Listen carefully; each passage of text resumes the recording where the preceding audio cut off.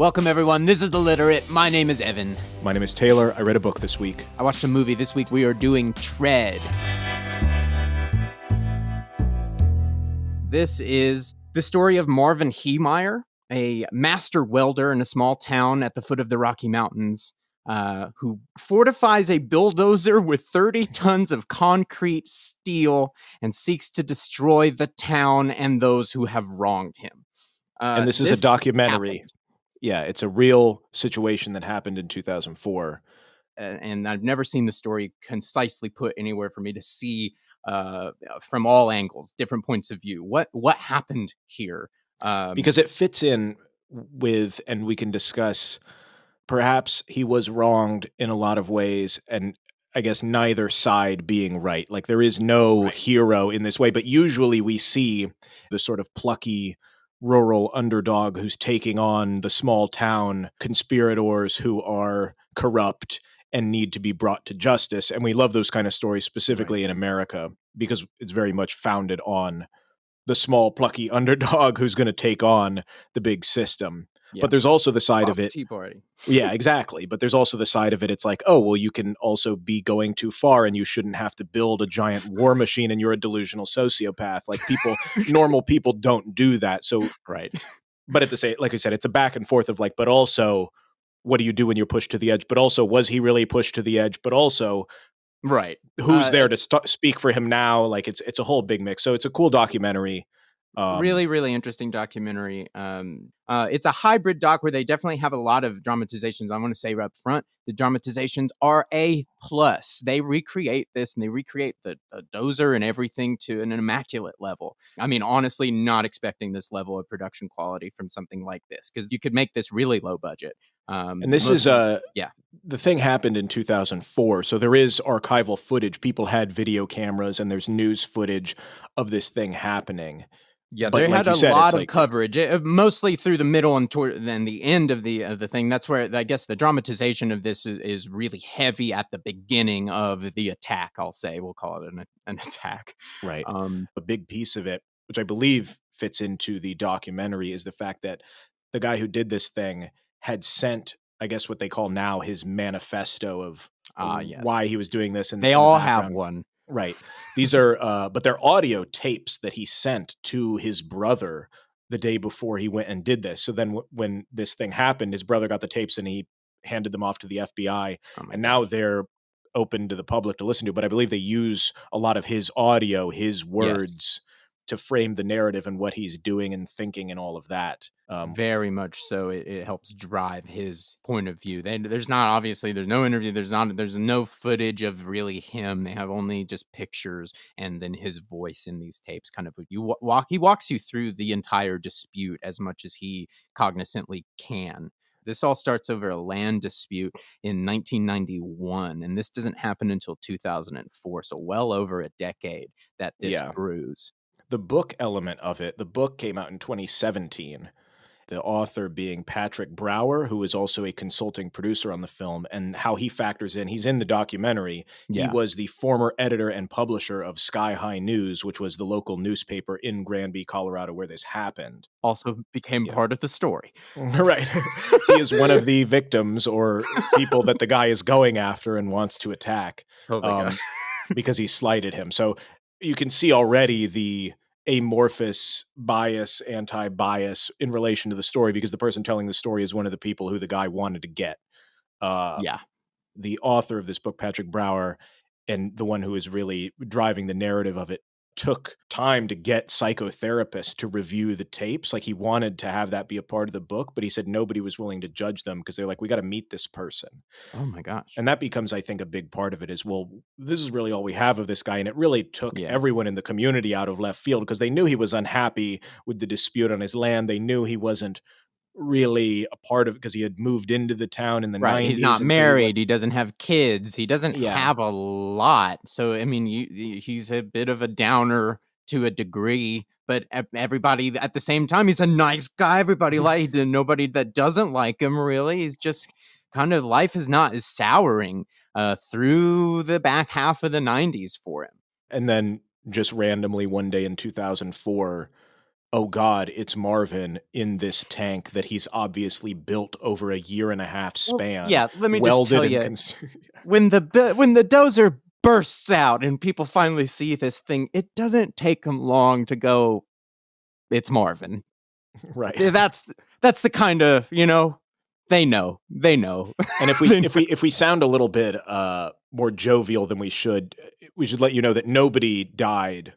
And that maybe that's some of the confusion as well. Is was he actually doing this just to get out the other people, or was he on a massacre warpath? A lot of people say that it was more luck than intention, that nobody was seriously hurt. Yeah. But that is also a facet of it. It is this crazy story of this guy specifically targeting buildings more than anything with a Yes. Yeah. bulldozer, although there also were weapons attached to it. Certainly is not. It had an irreverence for human life, but I think he definitely would have been under the assumption that he had taken at least a few people's lives, given the destruction. I mean, go ahead and go and look at some of this video footage. Go look at this Mhm. documentary. The destruction is unimaginable, actually. So if I'm him, I can only think that at least somebody's hurt, if not a couple, one or two, maybe even dead.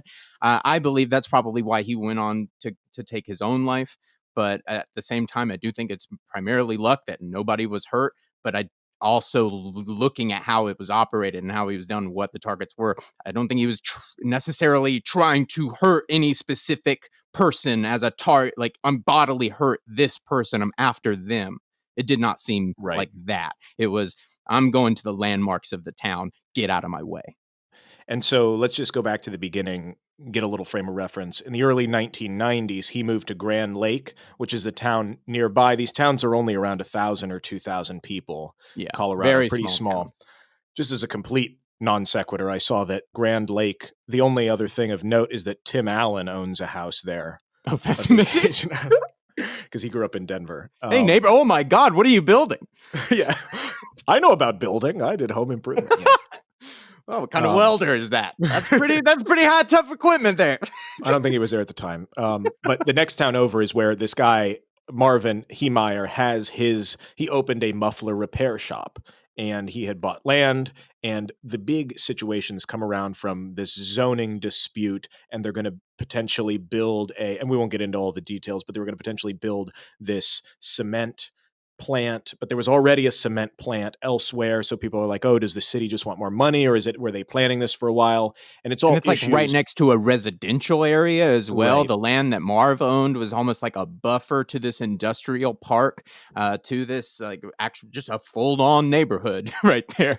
But a lot of the information is convoluted in the sense that the people that are telling this story are the people that he was against. And so you can speak to the documentary Yeah. doing a job of this as far as giving you license to think, oh, maybe there is more to it, or like maybe he was a little bit justified in his anger, certainly not in the outcome of his anger, but not everybody is squeaky clean here. Right. The documentary, I mean, is comprised of most of the council members and business owners and people within the community that he targeted.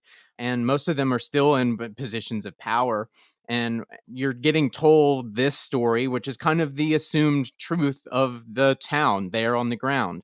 You're hearing them, and then you compare it against what Marv is saying in these tapes. And then people who knew Marv and can speak to Marv's character. And those, so you have these very differing narratives about who said what when, and when what deal actually was said when, and how it was done. Did we even speak on this day? Nobody can agree as And it's to all what really these this timeline is. almost a decade of city council meetings, and people had offered to buy the land that he had bought for cheap for hundreds of thousands of dollars, and allegedly he declined them and wanted more. And people are saying, well, that's just so he can say no and play the victim. And he could have easily made off with money and set up shop somewhere else in town. And it's also like his shop still existed. He just didn't want to follow these specific rules. And then there's a whole thing with the sewage line that can't be set up, but he could have set it up before, but maybe he couldn't have. It's just a whole big bureaucratic mess, which is relatable in the sense that we've all been there, where it's like, God, why won't this person just help me on the customer service line? It is edited in a particular way that is really trying to get you actively thinking about, well, what is the truth around what these people are speaking about? Because it's not exactly what these people are saying, but there's also, you can't just listen to Marv because he is completely self-righteous and blinded by by his own self-righteousness. He really is. He sees Sees it as an act of God. everything is an act of God. If it goes right for him, it is a total that is meant to be. That's why I'm right, because I didn't get caught right now. It's a self-fulfilling prophecy every single step of the way. It's interesting to me that by the end of the story, only a year before this happened, he does get bought out. He does take the money, $400,000.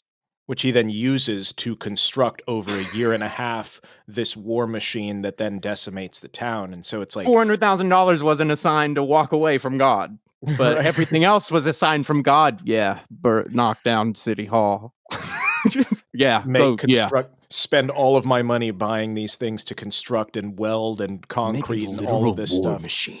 He wasn't living at his house. He was living in the Right. building He had this that he was incredible constructing. cabin up on a mountain. He had a beautiful view Grand Lake off next of to his Tim porch. Allen. Yeah.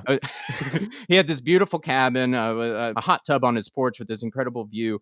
And he sold that on his own volition. We kind of want to make a distinction here. This is not a case where his business failed because of some sort of policy handed down from the local government, or that he was run out, that somebody whose house was for. It is by nobody's fault other than Marv's that he doesn't have a house and doesn't have a lot going on in his life by the time that this is really happening.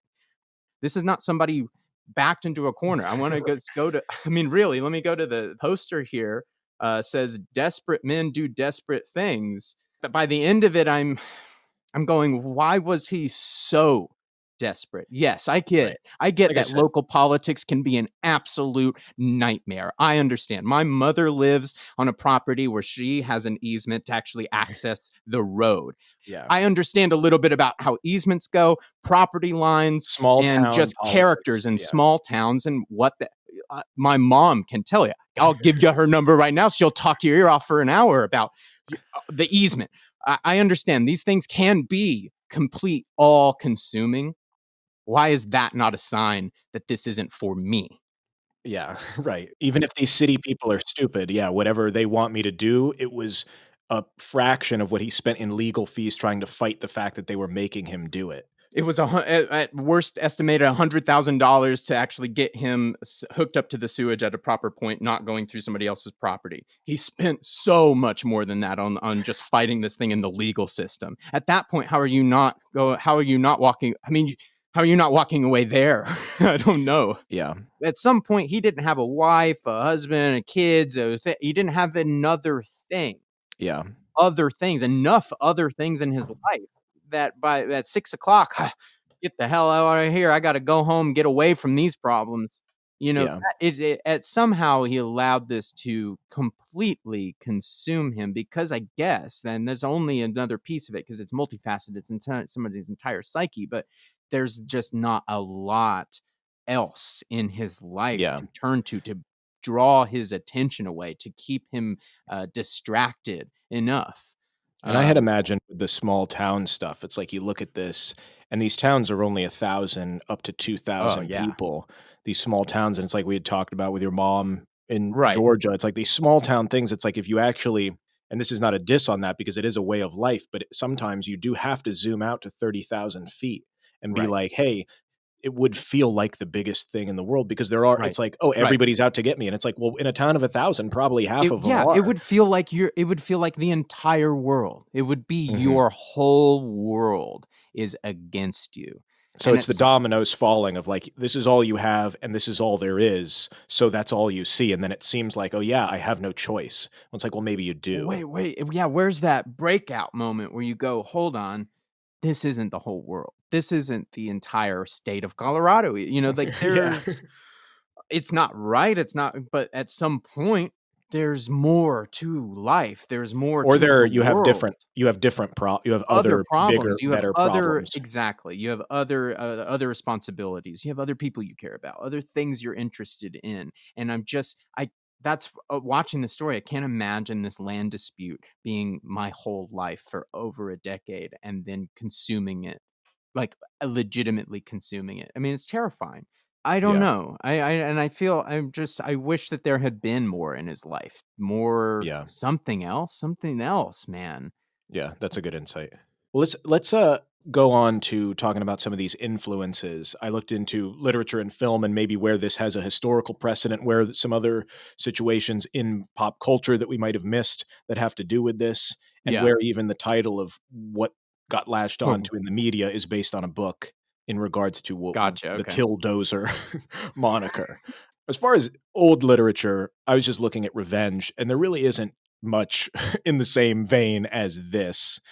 Count of Monte Cristo, Hamlet even has the kind of what do I do to seek revenge, Hmm. but nothing to this degree that I could find. Film, however, is very different.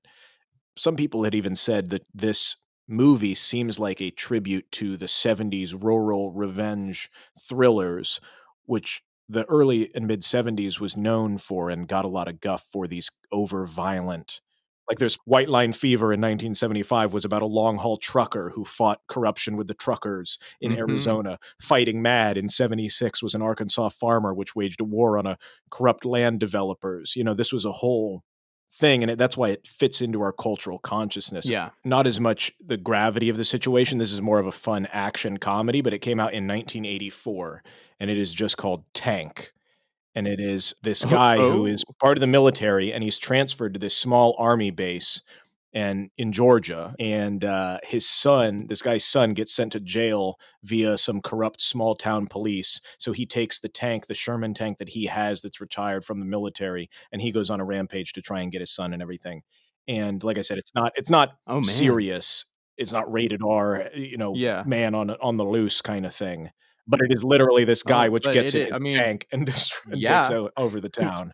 Um, so yeah, It would be amazing to see if he if he had was cognizant of that film at all. But interestingly enough, when they did go back to the site where he built mhm. the dozer, they did find a Vin Diesel film, A Man Apart, about a criminal whose wife had been killed by drug lords, and he goes out on a revenge Oh mission to wow. make things right. So that is definitely something that he was actively watching, and then taking was washing over him as he's building the Killdozer and thinking about Right. exacting his revenge against the people he thinks who have wronged him. Speaking of the Killdozer name that you mentioned, so the this just became the terminology that the media started using in relation to this story, but it's based on a old sci-fi short story from 1944. The guy who Oh, came up with this was Theodore Sturgeon, and the premise for it is there's an alien spirit that's from an ancient sentient machine battle from a long lost civilization. So kind of like what? Transformers, but they take over. But this was lost in an alien temple, and Oh during man. a construction of a airstrip on a Pacific island during World War II, these construction workers unleash it, and it possesses a bulldozer and tries to complete its mission from Oh eons my ago. gosh. So that was the short story. I skimmed it. It's kind of weird. As soon Um, as you said Transformers, I just saw, the okay, it's over. And then suddenly the dozer just starts yeah. and like sprouts legs, gets up, it's like walks out of the rubble. It's like gotta get out of here. It goes on the Yeah. run. Well, so if you want to see this, there was a horrible, now a cult film that came out in '74 in the same time as all these revenge thrillers called Killdozer, and it's the premise from the short story. Although it's a meteor that this alien spirit comes from, and not an ancient Oh man, civilization, so but in it's the same 74 premise. they did in They made 74 they made it. Oh the man. Killdozer movie, yeah. Oh man. And then there was Okay, also awesome. there was a Marvel Comics, just one-off thing that came out at the same time. I Um, wonder if Marv knew. I wonder how much he could have known. how much Does he he could have even known. know now he's in the book of just possessed bulldozer story. Bulldoze-esque things, yeah. We are talking about what did Marv know when it comes to How taking did he get bulldozers to yeah, people? where'd this come from? Did he just like have a grand idea or just like So I found 2 guys. Sean Nelson was a plumber and an Army veteran, and he stole a tank from a National Guard armory in San what? Diego. This was in 1995. I'll post links to everything, but this is worth seeing some of the video footage that exists from the news of this time. So his backstory, not at all similar to Marv's, more kind of a actual guy going off the deep end and descending into what might be perceived as mental illness. So he had an injury from a motorcycle accident in 92, and he sued the hospital for damages, negligence, all of this stuff. The hospital countersued, and so he lost that. He got addicted to methamphetamines and then Oh my sort of God. was doing really weird things. He dug a 15-foot hole in his backyard saying that he was looking for gold. The plumbing business that he had got halted through a huge theft of his materials, so he had no income. They had to Oh my God. foreclose on his house. His girlfriend left him, just He wrote a completely country album. in the mix. Well, you could do that. He saw, though, that the Oklahoma City bombing had happened a month I before. wish he had wrote a country album. No. So instead, what happened was the gate was left open at this National Guard armory, which sounds so insane, but it Oh my was. God. The gate was left open. The tanks started with a push button. You didn't need an ignition key What? to access them. You're kidding me. So there was a 23-minute chase. Well, he went through neighborhoods and whatnot, but people think he may have been headed to that hospital that had wronged him. Oh man. Because that seemed like the intention for it. And the ammunition, thankfully, was kept in another building in the National Guard Armory, so he didn't have any missiles or explosives to shoot out of the tank. He was just on a rampage going there. Just in the tank. Okay. They were able to get on top of the thing, and this was sort of contentious because they opened up the hatch and he had gotten stuck on some piece of the median, was unresponsive, trying to wedge it out, and they shot him in the cabin. And some people said, well, they could have thrown a flashbang in there. They could, that was a big part of the story was he so unhinged that were what happened that they needed to shoot him in the midst of this. For anybody who has not, is not aware of the story that we're telling today about Marv Heemeyer, officers did try to do the exact same thing to the dozer, but he had slicked it. He had literally greased it with Vaseline, and there was no discernible real entrances. I can't be 100% confident, but it was as if he was actually sealed and welded. No, he was inside. sealed. They found at his site that he had a special crane where he took the top piece and lowered it onto himself, so there was no exit hatch. This was a one-way ticket. Yeah. Okay, I did not read that. Yeah, no, it was, he was sealed inside. Yeah. There was no stopping him. And they even have the guy interviewed, the police officer who actually rode the thing for a couple miles trying to open it up, trying to get into it. So that's why that didn't end like this other example of the tank. Well, in the case of this one with Sean Nelson in 95, so ironically, they shot him, but they were able to get him into an ambulance, and he later died at Sharp Memorial Hospital, the very hospital that he had sued for his care. And he was the only fatality in this whole scenario.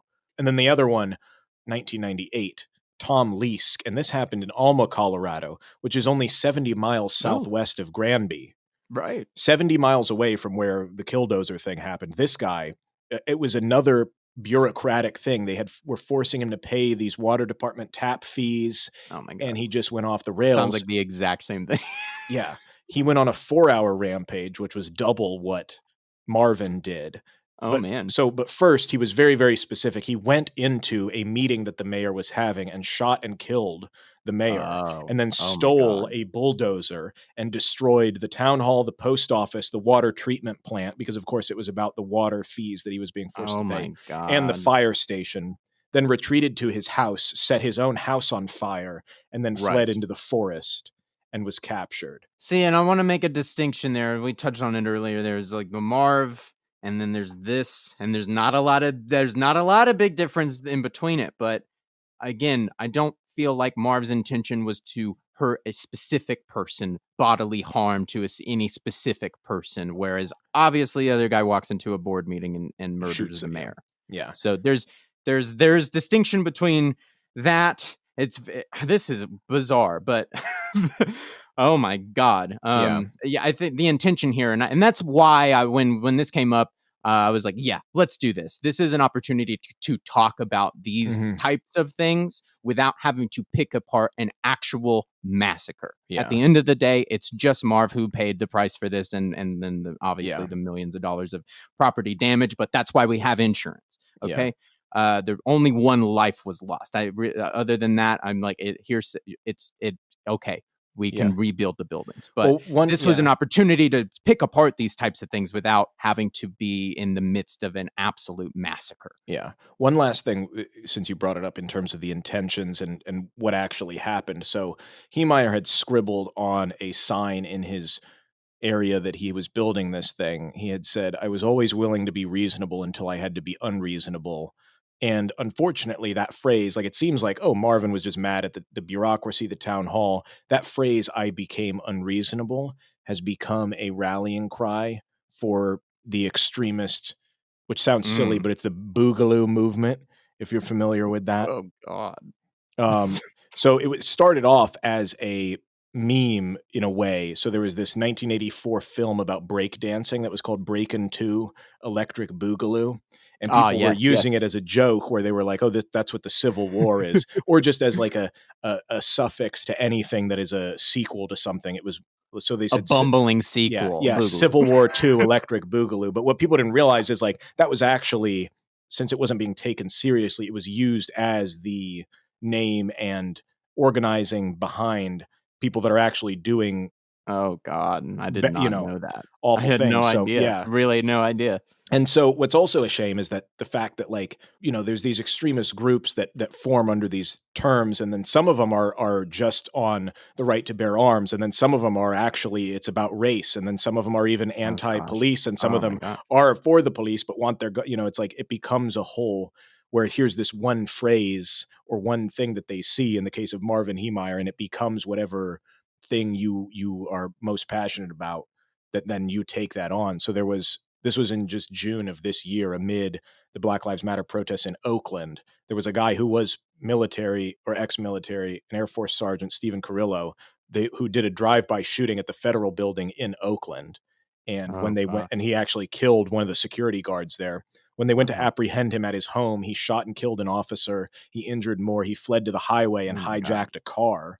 And when they got him in the car, since he had been hit in his own blood, he had written "Boog" and "I became unreasonable," which is what Marvin Heemeyer had said in his thing on the vehicle that he hijacked. And so, you know, I think that is sort of like, we look at this and we say, oh, Marvin didn't go on a murder spree. Right. Or here are the unintended consequences of people. You take one thing and it's like, well, let's look at the nuance of this. It's none of it is good. No. But here is, Marvin did not intend to be, you know, what people say that are into this, the last American folk hero, and he's really standing up to the system and all that stuff. And then taking it and just going on a drive-by in the midst of other protests. Level, right. Like a complete just 180. Mm-hmm. Like, no. What he does give through the documentary, I don't know. He's not a cutthroat, vicious person going to walk in your, you know, he's not some crazed murderer. Yeah. That's the thing here that is so interesting, is it's specific. He's specific in that as well. And he's not, he could have just done what all these other idiots did and just blown away these people and blown his problems out of smithereens and blown himself out of this world. He somehow built an unstoppable machine instead and made the town watch him pull it down. Very, very different. And that's why I wanted to do this, is that this particular instance is, nobody will recreate this. This will never be done again. And anybody who's doing anything even kind of like it or in the vein of like, we're taking the thing. No, oh my God. I think you're missing the point entirely. The entire tragedy of this thing is that nobody saw another way this could go down on either side. Yeah. And now, like I said, unfortunately, obviously what Marvin did is awful, and it should not, that's not the way. Right. Like, we can't reiterate that enough. Like, don't go bulldoze your town. Right. When I get down to the small pieces of it, I think Marv, what he could not piece together eloquently enough to say is that people can't see past their own biases, and it's really hard to convince anybody else that there might be a bias there. That's sad. What you also can't do is let that consume you and become your life. Right. And go and become unmovable in that and turn your life into a game of self-fulfilling prophecies. You can't do that either. This isn't a way to process this. Yeah. This isn't a way to deal with anything. So it's a remarkable story, not in the good sense of the word remarkable, but literally worth remarking about. Whew. this has got me all worked up. I'm sweating. So thank you, Taylor. Thank you for all your work. This was a great episode. Thank you guys for listening out there. Get in touch with us at Illiterate Pod on Instagram. Let us know what you're reading. Let us know what you're watching. What are you excited for coming up? We're always looking for suggestions for episodes. So let us know if there's something out there that you'd like us to take a look at. Thank you all. We will catch you next week. Yeah. Thank you guys.